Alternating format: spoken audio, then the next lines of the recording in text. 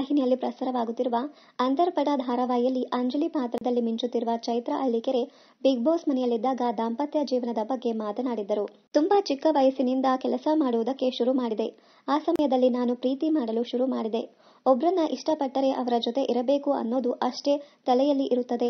ಮದುವೆ ಮಾಡಿಕೊಂಡರೆ ನನ್ನ ಮಗಳಲ್ಲ ಅಂತ ಅಮ್ಮ ಹೇಳುತ್ತಾರೆ.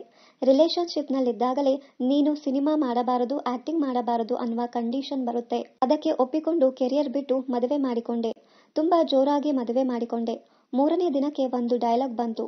ನಾನೇನು ನಿನ್ನ ಪ್ರೀತಿ ಮಾಡಿ ಮದುವೆ ಮಾಡಿಕೊಂಡಿಲ್ಲ.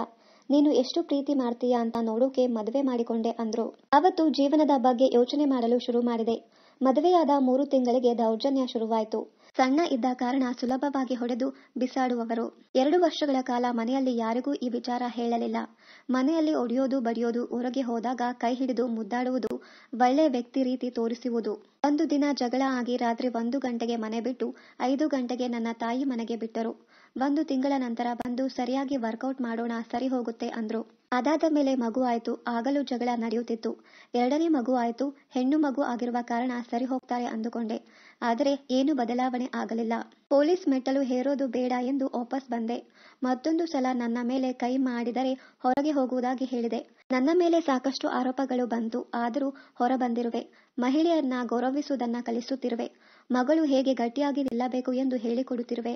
ಇನ್ನಷ್ಟು ಕನ್ನಡ ಧಾರಾವಾಹಿ, ಸಿನಿಮಾ ಹಾಗೂ ಕನ್ನಡ ಬಿಗ್ ಬಾಸ್ ಸೀಸನ್ 10ರ ಡೈಲಿ ಅಪ್ಡೇಟ್ಸ್ಗಾಗಿ ಚಾನಲ್ ಅನ್ನ ಸಬ್ಸ್ಕ್ರೈಬ್ ಮಾಡಿ. Thank you.